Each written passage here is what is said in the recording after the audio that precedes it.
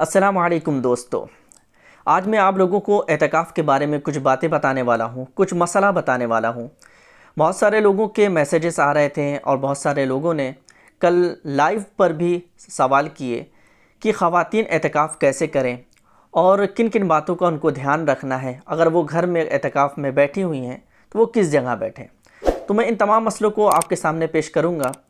सबसे पहले ये जान लें कि हर महल्ले की मस्जिद में मोहल्ले वालों में से किसी एक शख्स का बैठना एतकाफ़ में ये सुन्नत मुअक्कदा अलल किफ़ाया है। यानी अगर मोहल्ले की मस्जिद में कोई एक शख्स अगर एतकाफ़ में बैठ जाता है तो ये सुन्नत अदा हो जाएगी। लेकिन अगर मोहल्ले में कोई भी शख्स एतकाफ़ में ना बैठे तो सारे मोहल्ले के लोग गुनहगार होंगे।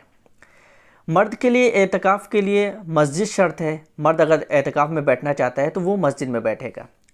अब ख़वातीन का मसला क्या है, ज़्यादातर इसी का सवाल आ रहा था, तो मैं इसी मसले पर आपके सामने गुफ्तगू करूँगा कि अगर औरत एतकाफ़ में बैठना चाहती है तो उसके घर में कोई ऐसा रूम हो जिसमें नमाज़ पढ़ी जाती हो, तिलावत की जाती हो। बहुत से घरों में नमाज़ और तिलावत के लिए एक अलग रूम होता है, उसी में लोग इबादत करते हैं, तो वो उसी रूम में एतकाफ़ में बैठ सकती है। लेकिन अगर किसी के पास कोई अलग से रूम ना हो तो वो घर के किसी भी एक कोने में अपना बिस्तर बिछा ले या कोई तख़त बिछा ले और उसी जगह एतकाफ़ में बैठ जाए। और एतकाफ़ में बैठने की सूरत में उसको चंद बातों का ख्याल रखना है कि वो बिला वजह अपने रूम से बाहर ना निकले। यानी जिस जगह वो एतकाफ़ में बैठी हुई है तो वहाँ से बिला वजह बाहर ना निकले। यानी ज़रूरत से वो निकल सकती है, जैसे टॉयलेट के लिए या किसी अहम काम के लिए वो निकल सकती है। इसी तरह अगर कोई शख्स उसके घर में खाना पकाने वाला ना हो, कोई खाना ना बना सकता हो, जो औरत एतकाफ़ में बैठी है वही खाना बना सकती हो, तो वो औरत खाना बनाने के लिए जा सकती है, सहरी बनाने के लिए जा सकती है। लेकिन अगर उसके घर में मौजूद है कोई खाना बनाने वाला तो वो खाना बनाने या सहरी बनाने नहीं जा सकती, बल्कि वो अपनी एतकाफ़ की जगह पर ही रहे। अगर वो खाना बनाने जाती है तो खाना बनाकर फ़ौरन अपनी एतकाफ़ वाली जगह आ जाए और अपना खाना उसी जगह खाए। इसी तरह एक सवाल और था कि अगर किसी के बच्चे वग़ैरह हों तो वो क्या करे।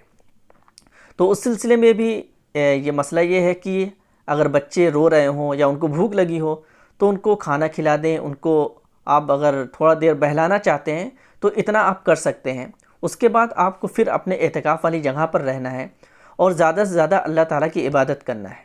यानी आप तिलावत करें, नमाज़ पढ़ें, अल्लाह ताला का ज़िक्र करें। यहाँ पर कोई शख्स ये ना बहाना बनाए कि बच्चों को खिलाने के बहाने या उसको खाना खिलाने के बहाने अपना सारा वक्त उसी में लगा दे, तब तो एतकाफ़ का मकसद ही फ़ौत हो जाएगा। एतकाफ़ का मकसद है कि आप ज़्यादा से ज़्यादा अल्लाह ताला के ज़िक्र में मशगूल रहें, इसलिए आपको इन बातों का ध्यान रखना है।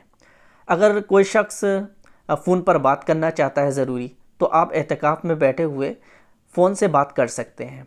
इसी तरह अगर घर वाले आपसे ज़रूरी कोई बात करना चाहते हैं, गुफ्तगू करना चाहते हैं, तो वो भी कर सकते हैं जो महरम है। अगर बिला ज़रूरत आप किसी से बात कर रहे हैं, जैसे कि दुनियावी बात कर रहे हैं या अपना टाइम पास करने के लिए किसी से बात कर रहे हैं, तो इसकी इजाज़त नहीं है। इसी तरह घर में बहुत सारे मसले होते हैं, जैसा कि बाहर कोई आ गया, किसी ने घंटी बजा दी, तो अब मोतकिफ़ नहीं जाएगा वहाँ पर दरवाज़ा खोलने। जो शख्स एहतिकाफ़ में बैठा है वो अपनी ही जगह रहेगा। घर में बहुत सारे अफराद हैं, वो जाएँ अपना बाहरी काम देखें या घर में कोई आ रहा है तो उसको वो संभालें।